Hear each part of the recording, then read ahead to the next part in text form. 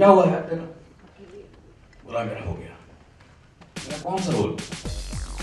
तो उसने रोल बताया। मैंने कहा वो बहुत छोटा रोल है, वो तो खाली एक सीन है यार, वो रोल करेगा। तो मुझे भी याद है मेरे कंधे पे हाथ रखा मुझे। तो नमस्कार।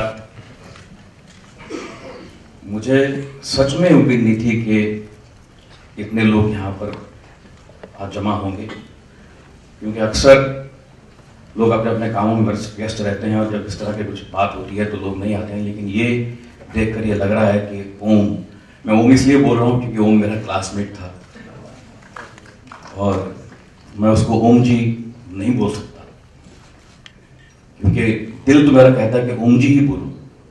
लेकिन क्योंकि हम साथ में एफटीआई में 1974 से साथ में थे, मुझे याद है कि एफटीआई में जब हम दाखिल हुए तो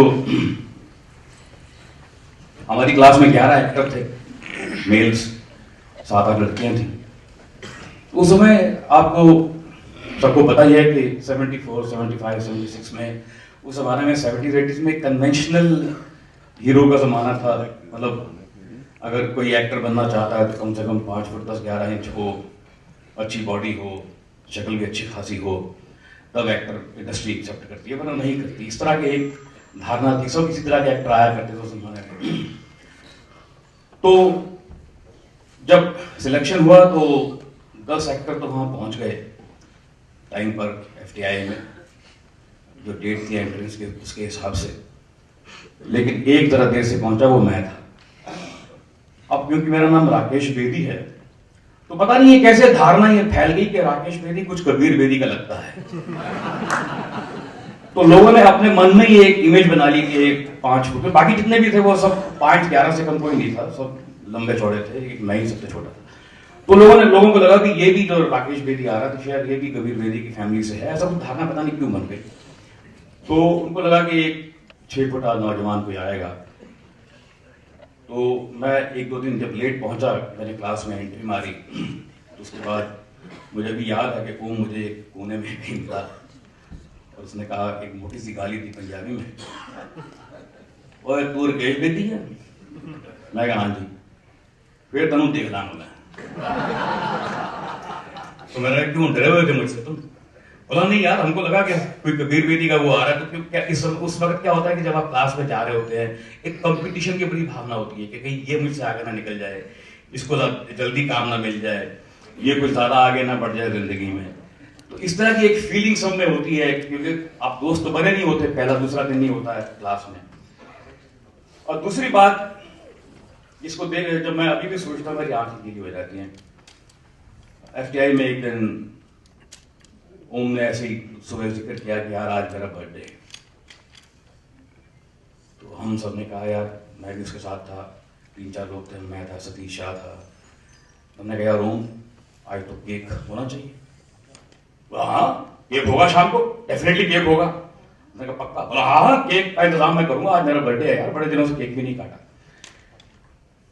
और आजकल जिस तरह की प्रथा है, आजकल किसी भी घर में बच्चे का बर्थडे हो तो केक फौरन आ जाता है, लेकिन उस जमाने में इस तरह से नहीं होता था। हमको लगा भाई आज एफटीआई में जब हमारी कड़की का जमाना था, खाने के पैसे कम होते थे, मुश्किल से गुजारा होता था, उस वक्त उन दिनों में केक मिलेगा शाम को, तो एक बड़ी एक आशा सी शाम तक बनी रही कि आज शाम को केक खाने को मिलेगा। ओम अरेंज कर रहा है कहीं से, तो केक मतलब पार्टी, छोटी सी पार्टी और केक। शाम के मेरे रूम में बैठे हुए थे 2-3 लोग, शाम के 7-8 बज गए, ओम का पता नहीं, और उस जमाने में मोबाइल वगैरह तो आपको पता थी ही नहीं। सडनली दरवाजे पे मेरे नॉक हुआ और ओम अंदर आया, उसके हाथ में एक थैला था। तो मैंने कहा ये क्या है? बोला केक। केक दिखाई तो नहीं दे रहा? बोला 1 मिनट है। उसने थैला खोला, उसमें से 5-6 कप केक निकाले, जो छोटे होते हैं ना, वो उस जमाने में 30 पैसे का एक आता था, 30 पैसे का एक। तो तकरीबन वो 6 केक 1 रुपये 80 पैसे के थे। तो वो केक निकाले और हमने भी उसको इतना एंजॉय किया। वो 6 केक हमने टेबल पे रखे, उन 6 केकों के सेंटर में एक मोमबत्ती जलाई, ओम से फूंक मरवाई और वो केक काटे और हमने खाया। ये जब भी इस बात को याद करता हूँ मेरी आंखें गीली हो जाती हैं। और दूसरी जो मुझे एक बड़ी अच्छी और इम्पोर्टेंट बात मुझे याद है कि जब गांधी फिल्म बन रही थी तो रिचर्ड एटनबरो यहाँ पर आए थे और साउथ बॉम्बे के एक होटल में ठहरे हुए थे और कास्टिंग कर रहे थे। तो मैं भी उस जमाने में स्ट्रगल कर रहा था, ओम भी कर, ओम को हर अच्छे रोल मिल चुके थे। तो मुझे पता चला कि वहाँ कुछ एक्टर्स जा रहे हैं रोल पाने के लिए, तो मैं भी वहाँ चला गया। मैंने स्क्रिप्ट सुनी थी गांधी की, तो मुझे जो भी चुनिंदा रोल थे उनके बारे में कुछ आइडिया था। तो मैं रिचर्ड एटनबरो से मिलकर बाहर निकला कमरे में से, तो मुझे ओम मिला बैठा हुआ। तो मुझे उन्होंने वेट करने के लिए बोला कि आप वेट कीजिए, आपको बताते हैं क्या डिसीजन है हमारा। तो मैं बैठा रहा, बाद में थोड़ी देर बाद ओम निकला। मैंने कहा ओम क्या हुआ है तेरा? बोला मेरा हो गया। मैंने कहा कौन सा रोल? तो उसने रोल बताया। मैंने कहा वो बहुत छोटा रोल है, वो तो खाली एक सीन है यार, तो वो रोल करेगा। तो मुझे अभी भी याद, उसने मेरे कंधे पे हाथ रखा, मुझे बेदी बोल रहा था, और बेदी देखिए मैं एक सीन जी फाड़ के रख दिया।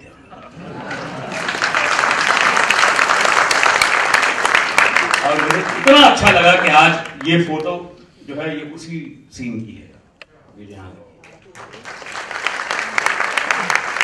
आप इमेजिन कीजिए कि जो अच्छा कलाकार होता है उसको रोल की लंबाई का मोहताज नहीं होता, सिर्फ एक सीन। और आज हमको याद करना है, और स्टेज पे ये फोटो लगी है, ये मेरे लिए पर्सनली, क्योंकि मेरा बड़ा अच्छा दोस्त रहा वो। उसके बाद भी और कई जगह हम मिले, जब भी मुझे मिलता था एक ही बात बोलता था, यार बेटी कोई जोक सुना, कोई जोक सुना। अब मुझे याद है कि अभी कोई 6-8 महीने पहले की बात है, हम लोग कहीं जा रहे थे, वो कहीं और जा रहा था, मैं कहीं और जा रहा था, एयरपोर्ट पर मुलाकात हो गई। तो लॉन्च में हम बैठ गए, तो मैंने उसको देखा, तो देखते ही मैं उसके पास गया, मैंने कहा ओम जोक सुनावा तुम? एक मिनट यार, तो कुछ फोन पे था और कुछ उसकी पर्सनल इश्यूज थे। वो फोन पर तकरीबन आधा घंटा लगा रहा, और मुझे अफसोस है कि फ्लाइट अनाउंस हो गई, मुझे जोक सुनाने का टाइम नहीं मिला उसे। मैं बस यही दुआ करता हूँ कि वो जहाँ भी हो खुश रहे, लेकिन हमारे दिल में तो हमेशा रहेगा। God bless you.